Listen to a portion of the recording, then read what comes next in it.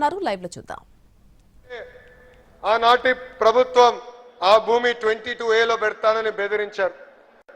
ఆనాడే చెప్పా, నేను రోడ్డు మీద పొడుకునే కూడా సిద్ధంగా ఉన్నా, నమ్మకున్న దానికోసం నేను ముందరికెళ్తానని చెప్పా. మద్రాసులో బుల్సు సామూర్తి గారి ఇంట్లో 1952 అక్టోబర్ 19న ఆమర నిరాహార దీక్ష ప్రారంభించారు. దీక్ష ప్రారంభించే సమయానికి ఆయన బరువు 53.9 కేజీలు. 58 రోజుల్లో 38 కేజీలకి తగ్గిపోయారు. పొట్టి శ్రీరాములు గారు స్థానంలో ఎవరున్నా దీక్ష విరమించుకునేవారు.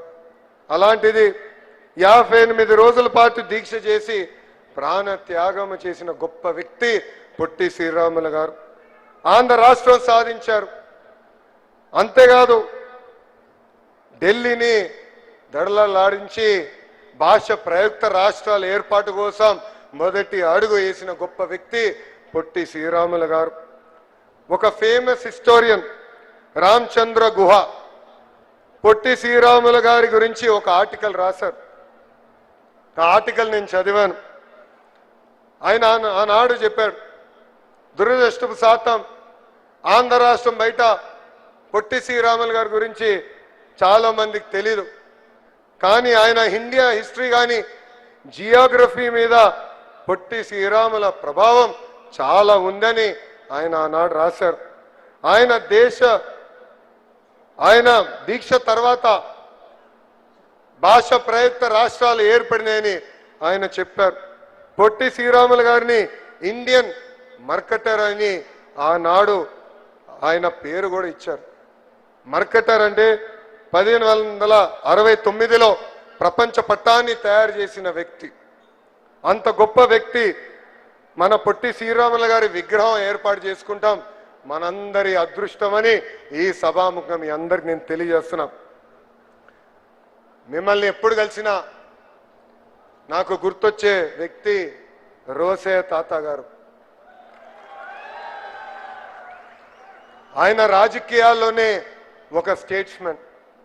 అలాంటి గొప్ప వ్యక్తుల్ని చూసి పెరిగిన వాడిని నేను. నాకు ఇప్పుడు కూడా బాగా గుర్తు, ఒక పక్కన చంద్రబాబు నాయుడు గారు, ఇంకో పక్కన రాజశేఖర్ రెడ్డి గారు హోరాహోరీగా చర్చించేవారు. కొన్నిసార్లు స్పీడ్గా మాట్లాడేవారు. కరెక్ట్గా నెక్స్ట్ డే పొద్దున 6ంటికి రోసే తాత గారు బాబు గారికి ఫోన్ చేసేవారు.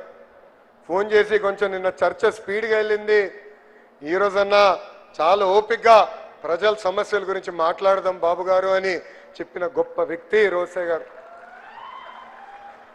రాష్ట్ర విభజన తర్వాత ఆయన పుట్టినరోజు నాడు రోసే తాతకు ఫోన్ చేసేవాడు. ఎప్పుడు చెప్పేవాడు, తాత మీరు రాజకీయాల్లో లేని లోటు మాకు అనిపిస్తుంది, మిమ్మల్ని చూసి పెరిగిన వాళ్ళం, మీరు చేసిన రాజకీయాలు వేరు, మాకు దారి చూపించాల్సిన బాధ్యత అని పెద్దానికి చెప్పేవాడిని.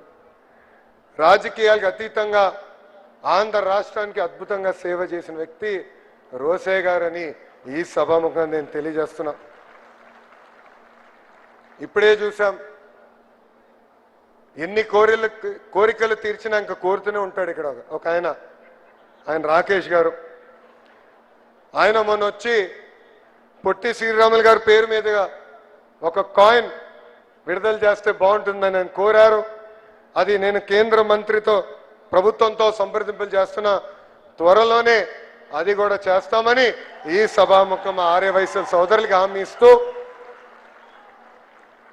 యువగలంలో నేను హామీ ఇచ్చిన ఆ హామీని నిలబెట్టిన మా బీసీ సంక్షేమ శాఖ మార్చులు సవిత గారికి, మా రౌడీ రాకేష్ గారికి 10 రూపాయల దగ్గర నుంచి ₹1 కోటి వరకు విరాళాలు అందించిన తెలుగు ప్రజలకి, మా సిఆర్డి అధికారులకి, ఆర్యవైశ్య సోదరుల పెద్దలకి, ప్రత్యేకంగా అమరజీవి పొట్టి శ్రీరాముల కుటుంబ సభ్యులకి నా హృదయపూర్వక అభినందనలు తెలుపుకుంటూ, రాబోయే 12 నెలల్లో స్మృతి వనం, photo gallery, museum, mini theatre, auditorium, skill development centre యుద్ధ ప్రాతిపదికంగా దొండి రాకేష్ గారిని పూర్తి చేయాలని సభాముఖంగా కోరుకుంటూ, నాకు ఇంత అద్భుతమైన అవకాశం ఇచ్చిన మీ అందరికీ పేరు పేరున నా హృదయపూర్వక ధన్యవాదాలు తెలుపుకుంటూ మీ అందరి దగ్గర నుంచి సెలవు తీసుకుంటున్నాం.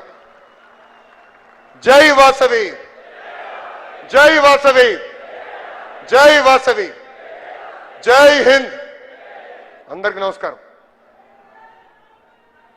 థ్యాంక్ యూ నారా లోకేష్ గారు. త్వరలోనే కాయిన్ ని కూడా విడుదల చేస్తాను అని